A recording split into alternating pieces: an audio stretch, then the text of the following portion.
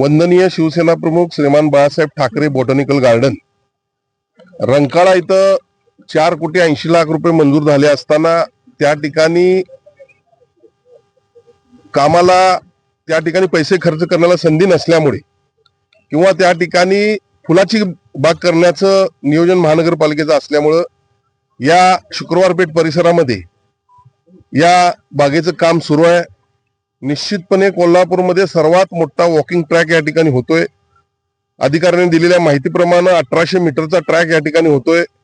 अत्यंत चांगली औषधी सुगंधी झाडी या ठिकाणी लावण्याचा विकसकानं प्रयत्न केलेला आहे।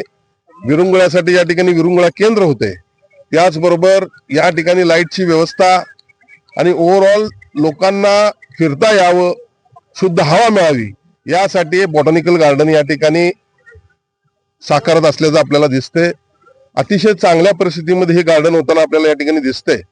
खऱ्या अर्थानं भागातील नागरिकांनी त्याचा फायदा घ्यावा आणि जे कोणी या ठिकाणी उपद्रव करत असतील त्यांना माझी विनंती आहे की अशा पद्धतीचं गार्डन पहिल्यांदा या भागात साकारते। एक तर या भागामध्ये क्रीडांगण नाही आहेत, बाग बगीचे नाही आहेत आणि मग अचानक आपल्या लक्षात नसताना देखील एक सुंदर गार्डन या ठिकाणी होतंय, याचा आपण लाभ घ्यावा।